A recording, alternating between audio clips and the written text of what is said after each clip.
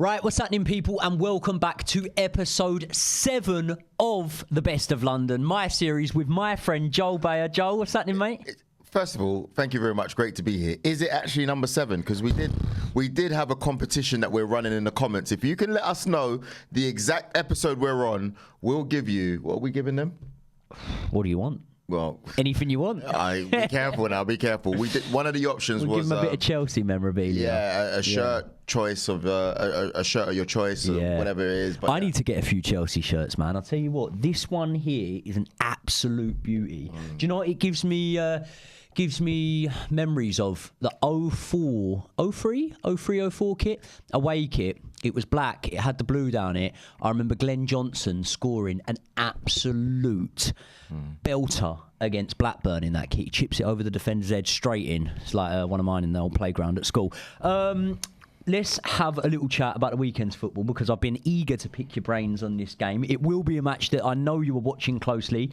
You sent me a thank you message for taking a bit of steam out of Man City for you. Yeah. Man City won, Chelsea won. Yeah, I mean, they should have won, you know. Do you reckon? Yeah, chances galore, man. You know, yeah, but for Haaland. You've got to take them. You've got to take them, you're right, but they were presented with the opportunities, and if you look at their home record, like I don't think they've lost there in a couple of years. You know what I mean? So in the Premier League, anyway. So I think I did actually say it would be a draw at the start of the game because I do believe that as poor as Chelsea have been in the league, I do think when it comes to the bigger games, I expect a little bit more from them still. Yeah. And if you look at the Spurs game, you know, if you look at the game against Arsenal, like I think there's a match in there. I think when you played United, I was a little bit disappointed there. I thought you were going to give a little bit more in that game. But besides that, I do, dare I say it, back Chelsea in the bigger games. You know how you say, like, deserve to win or should have won, sorry. I think that's a little bit of recency bias when you're looking at the 90 minutes and you're sort of always favouring what comes towards the end. Because actually, I think we should have come in at half-time 3-0 up. I think that Sterling missed an opportunity which you'd favour him to put in, going on his track record. Would you?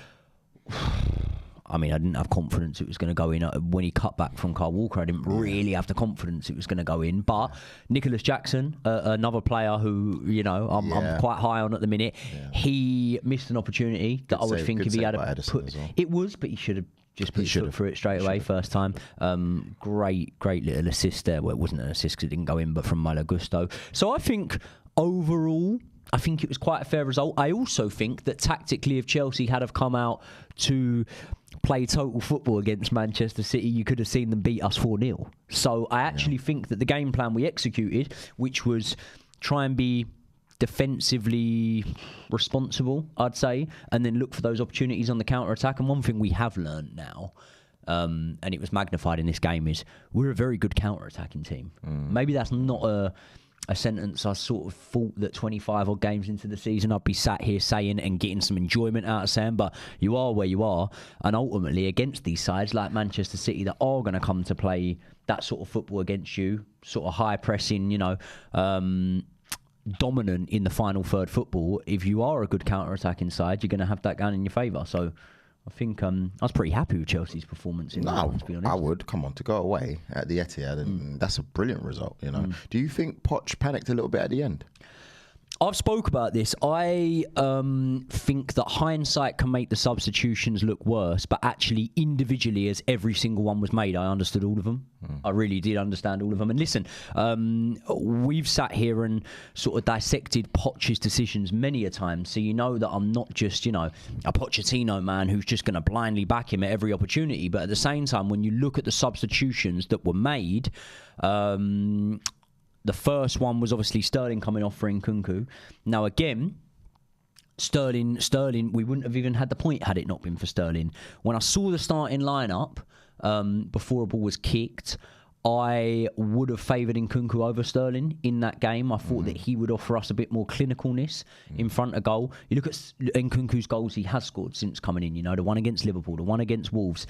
it's not like Nkunku has had a hatful of chances and every now and again he's took one. He gets some dispatches. He does, yeah, and he sort of made them out of nothing. So I favoured Nkunku there. When the sub was made, I wasn't against it. Very happy for Sterling's contribution, but I wasn't against it. Then the other sub, the main sort of talking point sub, was Cole Palmer was brought on, Chalobah was brought on. Cole Palmer was brought off, Chalobah was brought on. When that sub was made, as much as you can go, hold on, Cole Palmer's got your team on the back at the minute and he's been flying the flag for you guys this season. He has, but I sort of understood it because at that point I realised City aren't playing a low block and we're trying to pick the lock of how to get in against them.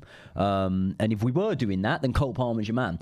If you're purely playing counter-attacking football, who doesn't need Cole Palmer? But at the same time, you've got Malo Gusto there. You've got Nicholas Jackson there who's having a good match. You've now got Nkunku on the field. I think that you can sort of maybe... sacrifice. Yeah, I think you can sacrifice him there. And then the last one, I think Cassidy was brought on. He added height. There was a lot of balls coming into the box. I sort of understood it, but in hindsight, maybe it didn't look great. Were you against the subs that he made? I did think it was a little bit weird. Negative or? Yeah, a little bit negative. I felt like he went, okay, we just need to leave with something here. And he kind of went, oh. Whereas I do hear what you're saying, but at the time I didn't really feel that way. And I even discussed it with Farrah Williams. You should get her on the show, by the way. She's obviously she's a Chelsea fan. Nice, really good stuff. Yeah, man, she does her show, Boots, Balls and Bras, as well. Like she honestly, she's sick. Like, I can't lie. Like, I love debating with her, but she's big Chelsea fan. What did she think of it then? I think she thought it was like super, like she was not really happy. She was not happy. But is there not an element of, and I'm not accusing her of this, but is there not an element of like understanding where we are at the minute? Because can I just say, we're 10th. Yeah. We're playing the treble winners. Yeah. You're one up at half time. Sat there with my pal Alfie watching the game. Do you know what I said to him? What? Park the bus. Wow. Get what, half time? Park the bus. Play the most play a hybrid of Mourinho Conte football. Park that bus and defend for our life. They would have done that, you know. Oh, I loved it. They would have done that. Yeah. Like, stunk up the place and just boom. But you know what? And again, this could be a forced dawn. I've had many of them this season. But you know what? It did give me shades of the old Chelsea a little bit because, let's be honest, right? As brilliant as Chelsea have been, I think that in any of Chelsea's highest achievement seasons, Champions League winning seasons, which ironically in the league we weren't great, the league title seasons, I think there's always an argument that Chelsea didn't play the best football in the league in any of those seasons. I think getting the job done is what Chelsea used to do. You were known for getting the job done overall, but I think sometimes personnel clouds what was actually happening. Like when you say Antonio Conte, yes, I get it. But I want to take you back to Jose Mourinho's second season, the second spell. Bro, you guys blitzed it. So I think you added Fabregas. That was it was his second spell, but that was from the first season. From the first season. The main thing was when did you add Costa? JT came back in because Rafa had exiled him. Right. JT came back in. Yeah. And you had Fabregas, Matic, Costa. As well as that, you sprinkle in one Matter and a few other. Now, this is them at their prime, by the way, right? So, but do you remember when you got? Was Costa the second season or the first season? No, I think it was first season. Mate, I remember us battering West Ham. It was 3-1. You guys had practically won the league by Christmas. Yeah. And there was a few bad results, and then because everyone started talking about Jose's got this negative style of play, so he gave you guys free flowing football. And then what happened is you had a couple bad results. We played you boys at the Bridge. I can't remember that season. You played you boys at the Bridge. I'm not even lying. It's all a blur. I stopped watching football so intensely. It wasn't the 6-1, was it? I don't know. But anyway, so basically. Look it up. Let him know. Just look it up. Let us know in the comments. I can take a joke. It's fine. But yeah, like I just remember Jose, like you lot were flying. So he's capable of doing it. And then I remember there was a few bad results, and then he was just like, I'm shutting up shop now. Like, because you were running away with the league at one point, like running away with it. And then he just thought, nah, let me just ease it back in. So there are times where you guys have really played well. Like, so I think sometimes it's a notion of, you know, Jose or, I don't know, the Chelsea success times. Does I was about to say, does it give you confidence? I doubt you're really that bothered. But to be honest, you should be bothered about Chelsea a little bit, because if we can perform better in the big games, you know we're never going to get anywhere near you in the table. But my God, we could do you a few favours along the way, you know, beating some of the bigger teams if we can. Do you have any confidence that Chelsea used this result as a springboard? Because it was a good performance in terms of where we're at this season. But I thought the same thing when you beat Spurs. Yeah. I thought, wow, this could really change for them. Draw with you boys. Yeah, Draw against City. And you know what happened both times after that? What? Lost. Yeah, After drawing 2-2, I was at the next match, buzzing for that, thinking, right, we turned a corner, rock up to Stamford Bridge, and Brentford beat us 2-0. No offence to Brentford, but they didn't even have Ivan Toney at that point. They still managed to do us. And then the same after the City game, I think it was, we went to St James's Park and lost 4-1. So yeah, so I mean, I think Chelsea, it depends. If they do feel like turning up, if they feel like it, then yeah, you can see a good side there. But listen, man, just keep doing us the favours, man, as much as you guys can, especially against those teams that are in and around us. I'll take them all day long. We're going to talk about a few ex-Chelsea men in this episode. But I'm going to let you fester on this one a little bit. And first, I'm going to bring you to another ex-Chelsea man. We had the breaking news this morning. Tuchel's been sacked. Yeah, is it a sacking? It's a sacking. Is it? It's a sacking. It sounds like a business arrangement. Okay, well, you do this for me till the end of the season, and then you can go. Yeah, what's that? Keep losing. Well, me and Archie, who's producing the show right now, we were like, it doesn't seem very Bayern-like to keep someone on like that to the end of the season when they're not doing well. But they've got a plan. You know what they want. What do Bayern do? Anyone does well in Germany, be it player or manager, Bayern will have them. They want Xabi Alonso. And I agree. I hear that, and I agree. But till then, if you're, you know what the rumours were? Solskjaer. Yeah, that was flying around. If I'm a footballer and I'm a player and I kind of know that this teacher's leaving it at the end of the season. Whether we like it or not, we say players should be professionals, but we have to remember that they're human beings. Do I give 100% at all times? Yeah. Yeah. I mean, they're 1-0 down in the Champions League going into the second leg. They're playing catch-up in the Bundesliga. Maybe a few of these players might start to have their feet up a little bit already. But then I do, and I'm not just saying it through national bias, but I do think the likes of Harry Kane, Eric Dyer, who's now been brought in there, I do think that mentality-wise, they're the sort of players that will pull their sleeves up regardless. I can't really speak for the rest of them. And ultimately, look, I'm not sat there watching full 90s of Bundesliga. There's a risk. Maybe what I'm saying is true. Like, there is a risk. I mean, I think that happened with Graham Potter.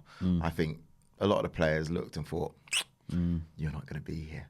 And they kind of like down tools a little bit. So there's that worry, man. Yeah. One man, and I don't know how deep we'll go into these rumours, but they do keep popping up.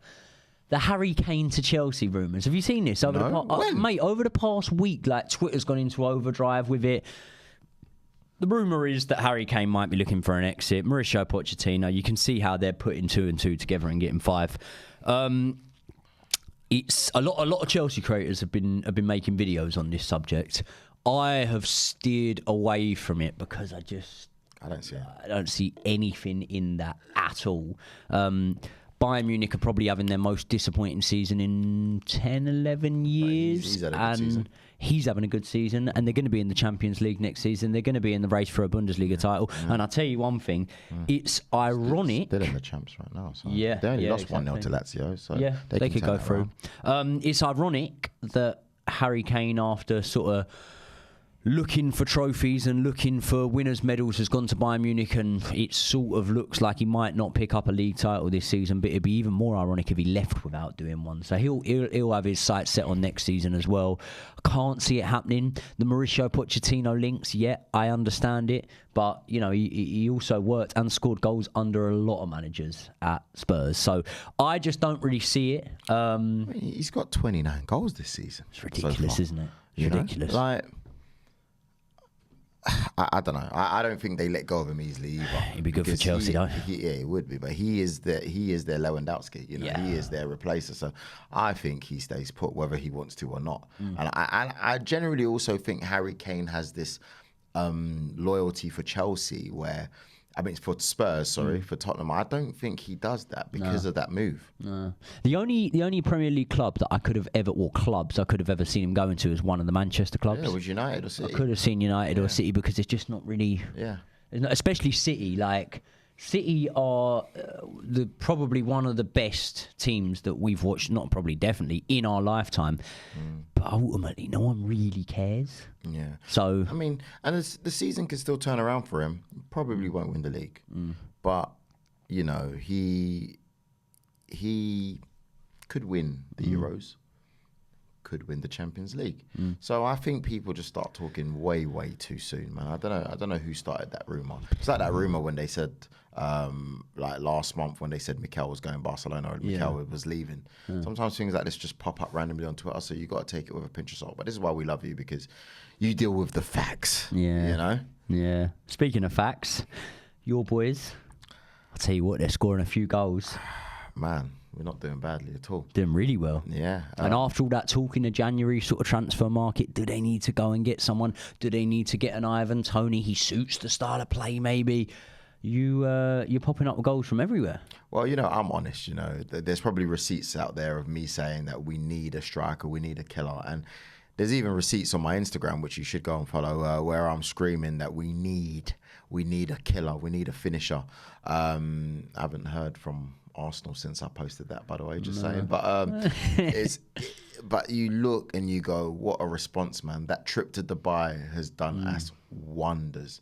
You know, wonders. And to be fair, you can't criticize any of those boys when it comes to lack of effort. I think where Mikel has made the change is that he hasn't been starting Eddie Nketiah. And he probably thought, okay, you're probably not, I've given you a run in the team and it just hasn't worked. But can I go on to the topic and say who he has thrown in there? And go on to it. Yeah, go on to it. I'll tell you one thing though, just while you touch on that trip to Dubai, it's a good life lesson that if you're ever looking at like the 5 podcast and anyone that comes in and works on a Wednesday and everyone behind the scenes, if you want to level up, just take us all to Dubai. You'll see the results straight away. I'm on it. Let's get it sorted. Just so you know, we're going to do a content creators football match soon as well. Yes. All of us lot. Nice. So Harry Pinero, Cams, you. I'm saying all of these guys. I want to sort it out. If you first. see me play football. It doesn't matter. It doesn't. I'm a numbers man though. I used to get the goals. Yeah. Really? What, you're good? No. Oh, okay. I thought you were saying you were a killer there. I played. Yeah. I played from as young as I can remember until I was about 20 maybe. That's all right. Then but never at a good level. Who has though? Like you got to remember, like I was a poacher. Yeah, you'll be all right, man. Yeah, I used to score. Yeah, see, you could be doing boxing, YouTube, football. Yeah, that's it. Nah, mate, you're going for all of it. I'm looking forward to it. Love it. Yeah, but I want to try to sort it out with Anton. Yeah, man. You never know, Rio. Just everyone that comes in. You know, Flex, Youngin. I think there's a few ballers in it. You know, Archie in the back. You know, like a few of the guys inside. Like, so I think it'll be really fun. Yeah, I'm on it. Hopefully we can get fun. King Kai. You're loving him at the minute, aren't you? Listen, you see, when it comes to Kai Havertz, you just have to applaud a man when he deserves it. Are you going a bit over the top, or no? Because I feel like we went over the top with giving him a hard time as fans. Really? Yeah. I think we didn't even give him a chance to settle in, and everyone was, oh my God, you see this touch that he made? You know, I'm not saying I was that bad, if I'm honest, because I do try to like encourage. There isn't videos out there of me slagging him off or anything like that. But I do think as a fan base, we had made a judgment way too quickly. Would you say he has elevated his importance in your sort of outlook on him this season? Because we had a little chat before.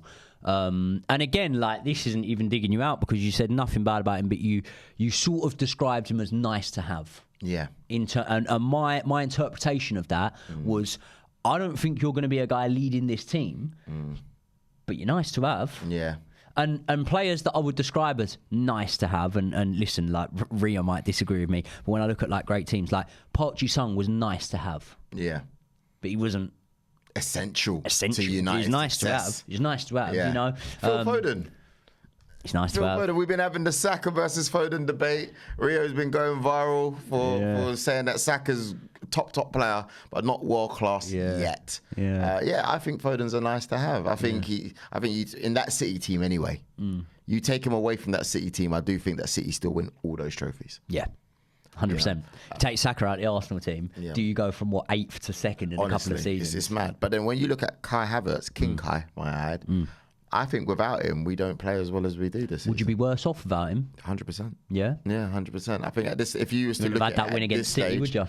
If you look at him at this stage, even his performances, sometimes even when he doesn't score, look at him against Liverpool, absolute problem, bully. We don't have anyone else currently in the team who can do what he does, you know. And sometimes he's nice with it. You know, when you see some of the goals he scores, like you just think, oh, you know what? Like there's a bit of a player in here. And it's funny because Farah was telling me that she was like, he's such a sick cage footballer type. He's got tech. You just ain't seen it. I was just like, Farah, seriously, mate, you're joking. But she's all right. I ever want to see from players is consistency. Like I just always want to see consistency. And one of the things that used to frustrate me massively about Kai Havertz would be like, he'd have some unreal games. But then for 4 or 5 games either side, he'd sort of go missing, go under the radar. I remember good moments and feel-good moments at Stamford Bridge, and just in general as a Chelsea fan last season, were very far and few between. One of the good moments we did have, and it was a rare one, was the 2-0 win against Dortmund at Stamford Bridge. We were 1 down from the first leg. We didn't play bad in the first leg. Took them back to Stamford Bridge and actually got through against them 2-0. Kai Havertz at Stamford Bridge against Dortmund was ridiculous. Like, I don't know if you remember that match, but if not, watch some highlights of Havertz in that match. The guy can play when he wants. I think the one thing I'll say is, if Kai Havertz doesn't start in football matches nowadays, I'm upset. I'm actually not happy. And that says a lot. I'd rather, as much as I think Trossard has been revolutionary, like I think he is the guy, you know, but I would rather see Kai Havertz playing in that false 9 position, starting. You start Trossard on the bench, Martinelli, you know, on the left. I would rather go for that, man. I think there's such a great understanding. I just think, you know, what a problem to have, man. I love him, man. I really do. You hit the nail on the head perfectly, and it sort of transpired to be true before a ball was kicked. We spoke about the Havertz signing, and one thing you did say to me is the fee can seem like a lot, but maybe you would have cut that fee down the middle and spent half on an 8, half on a 9 or something like that. And what you've done there is you've got a player who can be both, very positionally versatile. And Kai Havertz is managing to do that for you. So we talk about positionally versatile. I've seen him play left wing back for Germany. Yeah, once, and do really well. I think he scored in that match. Yeah, so really well as well. Worth the fee? Yeah, because I think you got to look at it this way, right?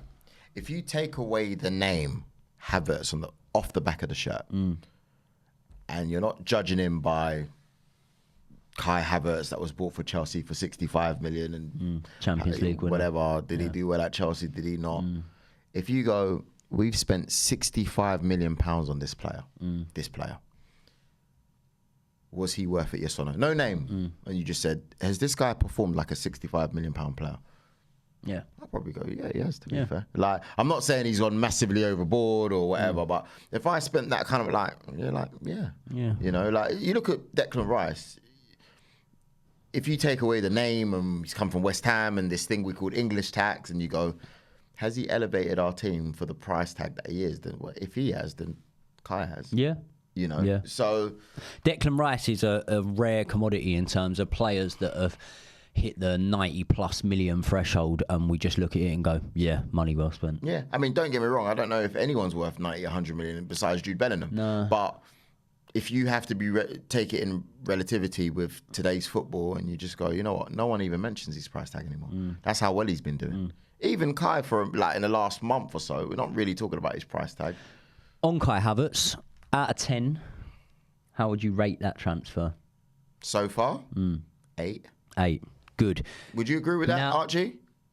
Yeah. 8, yeah. 8. Now, you would say 9, but we're gonna give it some context. I'm gonna read you out every Arsenal to Chelsea. No, sorry, Chelsea to Arsenal, because the Arsenal to Chelsea ones got a couple of good ones in there, you know. Yeah, we know.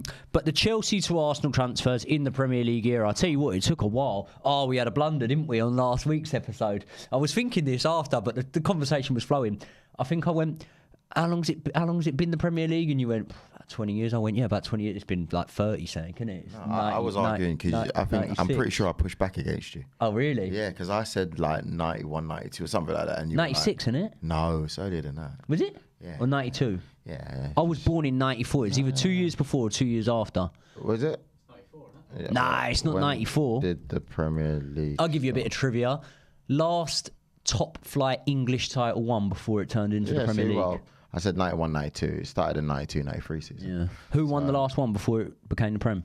Oh, it was Arsenal. I'll give you a clue. Someone out there supports them. Yeah, it's Arsenal, isn't it? No, Leeds. Oh, Leeds. Oh, my bad. Oh, yeah, because Eric Cantona was then bought by United, and then it's true. You're right.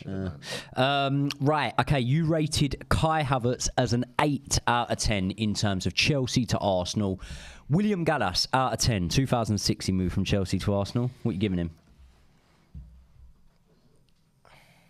5. 5. Okay. And the reason I was going to give him a 6, but a 5 because we went from being like top invincibles and that and then it just started getting silly. 5. Next year, you didn't really learn your lesson. The son of Diarra. I rarely remember him being there. I'll give it a 3. Okay. A couple of years later, Yossi Benayoun. I actually thought he was a good player. For us, poor. 2. I'll probably say 2, 3. Him and Diarra, like he had moments of brilliance, Yossi Benayoun, but not so much in an Arsenal shirt. Peter Cech. I don't think he was bad. I think it was Arsenal as a whole that weren't ambitious at the time. So I'll probably give him, and he probably suffered because of it. I'll probably say 6, 7. 6? 6, 7. But it's not, again, I wouldn't put it solely down to him. Age as well played a big factor, I think. David Luiz. Again, I think he was great in the dressing room. I don't think we were great. I think by that time there was a few errors here and there. Probably give him a 6. Willian. Really like him. A really great guy. Really honest as well. He'll tell you himself that he's probably gone through things. He was going through things in his life. I respected the fact that it wasn't about the money. I'll give him a 6. 6. Okay, so no one's breaking the Kai Havertz threshold so far.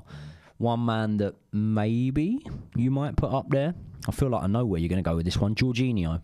What do you think? I know what I'm going to say. You're going to give him a 7. You're 100% right. Yeah, I will say he's done what he's had to do when he's come on. But I'll tell you one thing, though, about Jorginho. I was lucky enough to go to the ground last year at one point, and I saw him with the boys, Emil Smith-Rowe and Vieira.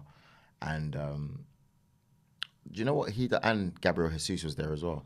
Do you know what he is? He's massive experience behind closed doors, you know. Like, he was talking as if he was starting every week. And they all respected him. They all listened to him. They all, like, honestly, I was surprised. Champions League winner, Euro 2020. No, he talks the talk as well. Don't be surprised if he goes into coaching or management. Like, that's how knowledgeable and how impactful he is in the dressing room. I was so shocked, I'll be honest.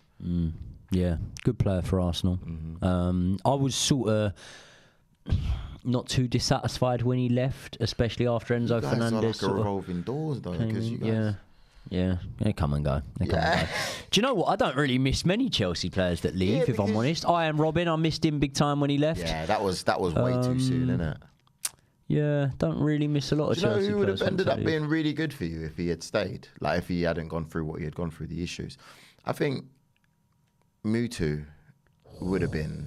I remember when he first came in the Prem. Oh, my days. He was like, I know it was a little bit of a different position, but he was like Robin before Robin. You know, the excitement. I was about 9 or 10 when Mutu came. And, mate, I was very impressionable at that age, and I just I wanted to be him. I got the same haircut as him. I loved him, man. Really. Send the photos, please. Yeah, I'll find some. In the episode. Mutu, he was a very good player, man. I thought he could have went on to achieve great things, and then he went Juve afterwards, I think, or I know he played in Juve. He went back to Serie A. Yeah, I don't really. Fiorentina, he went to. Was I it think. Fiorentina? It might have gone to Juve for a bit. Let's check it out. Too sure. He went to Fiorentina. The thing is, at that time, like, we had a season 03-04. We still had Mutu there. I'm pretty sure we had Hasselbank, Good Johnson. It was the season before Mourinho. It was Ranieri's last season, so Drogba hadn't arrived at that point. But He played 27 games for you guys in the 03-04 season. He went to Livorno and then he went Juve and then he went for Fiorentina where he made his biggest impact, to be fair. I was at a match, right? And this would deserve a prize for guessing this because I could not tell you who. It was in the cup. Mutu got a free kick. He smashes the free kick straight at the wall. And I was thinking, I thought he was going to score a free kick. It just bounces back to him and he just smashes, more or less the same shot as he took with the free kick, smashes it in. I was like, might have been versus Scunthorpe or someone in the cup. God knows. Let's quickly touch on that League Cup final now, going into it. Listen, Liverpool have got some injuries, man. That's one thing. We've got some injuries, but when you're looking at it now, Liverpool playing tonight, it looks like Mo Salah is going to be missing tonight's match. Could be cautionary, could be resting him. Yeah. But they will be without Darwin Núñez, Jota, Curtis Jones. They're likely going to be without Alisson. So if there was ever a time to look at that Liverpool side and think we can do something, it is now. It's now. And also, don't forget what I said, man. As good as Liverpool is as a team, I do reckon in the big games Chelsea step up. It's almost like a derby where form kind of goes out the window. And I think some of your players, are catching form at the right time. Do you know what I mean? Like, so I definitely think you can get onto them. I think you're right. Jackson more as a winger. I mean, he can play down the middle. He's always going to cause you problems. Gusto, I think Enzo's coming to good form at the moment as well. So I think obviously you got Cole Palmer. So you can pick players and go, he'll do well, he'll do well, and Kunku will do well, he'll do like so, which was an issue before. Before it was like no one's playing well. So I think with them, they look a little bit lost sometimes, in my opinion, when they don't have a Salah or Jota, who's been their main guy for me. Even though everyone talks about Núñez, I think for me, Jota, he is dangerous. I just don't think Gakpo has been the Gakpo that we saw in the World Cup. No. Good numbers though. Yeah, but there's something you've got to watch the game. I think there's a few of their boys that just haven't quite. I've seen Diaz had better seasons as well. I know he's gone through a lot, so maybe that plays a part. But there's a chance. He's the one, Diaz, that I massively expect to step up when Salah goes. Like, if they're not to bring someone else in, and I'm looking along that front line, I'm thinking you're the next one. I'm not saying he can hit. Yeah. When I look at Diaz, and I think he's a good player, by the way. When I look and I think, he should be doing a little bit more. I also then think, do you know what I think after that? Do you want to guess, or because you like to guess things? No, go on. I always think, how good was Sadio Mane? Yeah, it always makes me think, wow, where did you get? Obviously Southampton, but where did you get him? Where like a gem like that?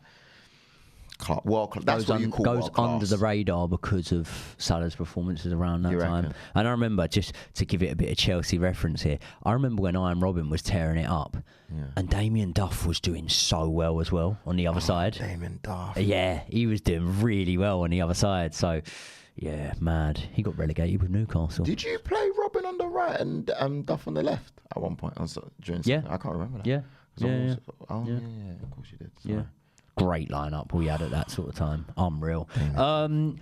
Let's have a prediction. I know it's very hard, but for this League Cup final, I think Chelsea win on pens. Really? Yeah. I think it goes.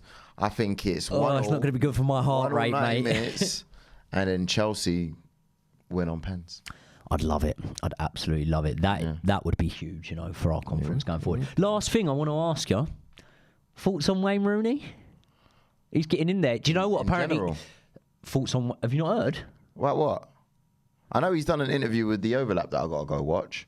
Wayne Rooney, he's been sat at home. Oh, is it? He's been watching a bit of Joey Knight boxing on YouTube, and he's thought, do you know what? I'll have a crack at that. Oh, okay. He's in talks with Misfits. He's in talks? Yeah, so I've known this for quite a while. But you don't share anything with me. My big mouth gets me in trouble. Me and you hang and you don't say a word. What the heck, man? I did, yeah. So the other day, what was happening was we was having a chat off camera, and I said something about a footballer, and then I thought, oh no, not that I don't trust Joel, but as I say, my big mouth can get me in trouble a lot of the time, yeah. So I thought, let me hold back on that. I've got home, the news broke, so I was straight onto you, like, it's Wayne Rooney. What? Rio could be able to give him a few tips on that sort of thing. He had the sort of boxing journey himself. I think the thing with Wayne is, if he gets himself to a fit space, then he's going to give people a hard time because he's just generally tough. Yeah. Boxer's an amateur as well. Yeah, and yeah, he's got a bit of experience. He loves it as well, right? And on top of that, I've seen this with Anton, and sometimes I don't think people give players like him enough credit. I've seen him train, and he'll go, "I'm training for X, Y, and Z." Have you seen how these athletes/former athletes train? Because they know what's required to play at an elite level. Now, when I say Anton, he's played in the Premier League over 200 times. You know, that's what he's done his whole life, played football. So he knows when he's got to get to X, Y, and Z point. And I think sometimes I'll talk more for myself. Don't want Joey to punch me in the face now. Like we don't always understand what that means. And our bodies won't even allow us because we were never conditioned like that. No. And I'm not saying Rooney's body is going to allow him to be conditioned like a boxer, but I'll tell you what, he knows what an elite mindset is. It's the athletic version of muscle memory. So when you don't go to the gym for a month, right, you go back in, I guarantee you, if you're anything like me, you don't go, well, I haven't been for a month, so let me drop 3-4 kg in a weight. You go and pick up the same weights you were lifting a month ago. And you go, it's heavy, but I'll get there. You do, because it's the muscle memory thing. And I do feel very much like it is like that. If you've come from that, especially like, you know, Rio playing at Man United, any Premier League level, you know, I think that you then go in and you know what is required in terms of like, no, this is hardcore training. So I could see, and also, do you know what I think goes in Rooney's favour? Wow. And look, I don't know about people's finances, but I know what Misfits pays. They pay well. I don't think it's a money thing. I think Rooney, if he is to come into the Misfits world and the boxing world in general, I think it's because he is not done with achievement, you know? And of course you can achieve other stuff in different aspects of your life, but that being the man, centerfold on the stage. He's a competitor. Yeah. Yeah. And he probably feels like sometimes he wants to knock someone out, but he can't because he's Wayne Rooney, and this is the perfect place to do it. So, no, I wouldn't be so... I'm not going, Wayne Rooney... Like, can you imagine Joey Knight versus Wayne Rooney? I know you're eyeing it up, innit? I know you are. He's like, forget the weight classes. He's too heavy. Let's make it happen. Well, I'll tell you one thing. If he does box on a Misfits show, we'll definitely go and watch him. 100%. Yeah, 100%. I'm gonna be asking you for your tips throughout. Yeah. Because People, thank you very much for sticking around to the end of another video. Need you to do me a massive favour right now. I haven't even asked you this episode to like, subscribe, all that sort of stuff. But also, Joel Beya's handles are on the screen now, and as well as that, I've got the links in the description to this episode. So head over to his Instagram, social media pages, so you can follow him. The YouTube channel as well. We're doing some amazing things over there. We've got Joey on there later on today. We've got a tough one, by the way. I'll let you know what we're doing. I tell you what, just quickly, that Mourinho interview. Tops, yeah? Brilliant. Feeling Felt bad for old Stephen House. When he gave him the old belly rub. He hasn't had a good does he? Nah, it's all good. No, it's good, man. And do you know what? One thing, just looking at it there, and you know, a lot of people were saying this to me when I was toying with the idea of a possible Mourinho return. Everyone's saying, he's lost his spark, whatever. Watching that interview, that man has not lost one bit of charm, charisma, or spark. He's the man, isn't he? Good as well. I love him like a father. We've got a Chelsea player potentially coming in soon. Yeah. And in the day that happens, if you're around, at least to come in for you to sit down. Yeah, man. Current ex. I can't say too much. You can't give away any names. But it's a big one. Really? Yeah. So, nice. I'll let you know. Nice. Okay. Well, start guessing in the comment section who it's going to be. People, I will see you all in the next one.